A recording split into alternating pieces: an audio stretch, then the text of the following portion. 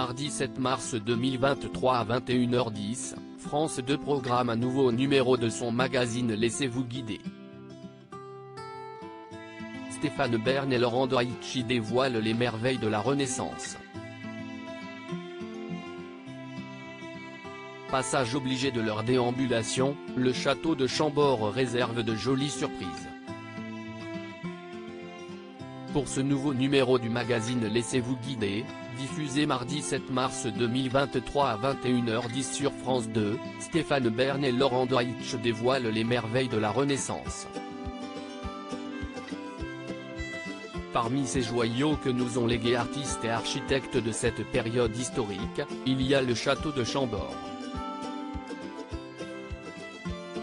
Plus grand et majestueux des châteaux de la Loire, Chambord est, à raison, considéré comme l'un des plus beaux édifices de la Renaissance française.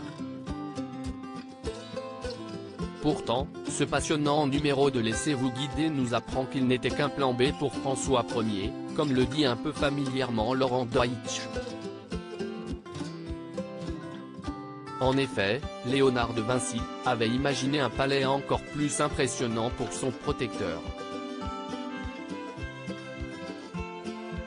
Un premier projet faramineux plus qu'un château, le monarque et le génie italien envisageaient de construire une véritable ville royale à Romorantin. Grâce au croquis réalisé par Léonard de Vinci, le magazine a pu reconstituer en 3D, sa marque de fabrique, ce qu'aurait pu être cet incroyable bâtiment, inspiré des plus grandioses édifices italiens.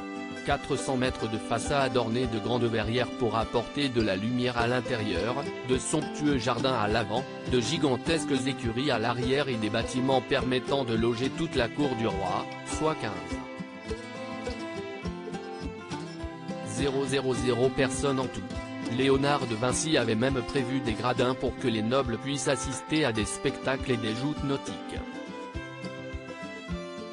Hélas, ce projet ne sortira jamais de terre, car le père de la Joconde meurt avant que les fondations soient achevées. Un château impressionnant, mais invivable. Privé du palais de ses rêves, François Ier lance un autre chantier, à une quarantaine de kilomètres de là.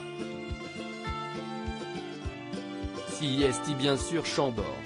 Problème, le terrain, très marécageux, n'est pas du tout adapté pour transformer ce qui ne devait être qu'un pavillon de chasse en un immense château. Des travaux de terrassement titanesques sont donc nécessaires pour surélever de 4 mètres la surface sur laquelle se dresse le bâtiment.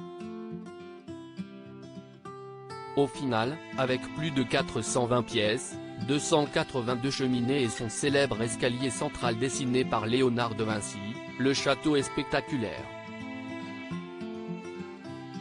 Même Charles Quint, grand rival de François Ier, ne peut cacher son admiration. Il déclare ainsi n'avoir jamais rien vu de plus beau que ce palais surgi du fond des bois.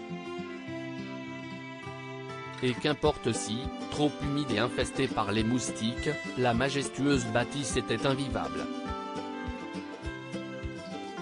François Ier n'y a passé qu'une cinquantaine de nuits en 32 ans de règne. Le roi de France voulait un château qui impressionne, et en cela, Chambord remplit parfaitement son office. À lire aussi Laissez-vous guider, France 2. Stéphane Bern et Laurent Doitch entre nous, c'est un dialogue permanent.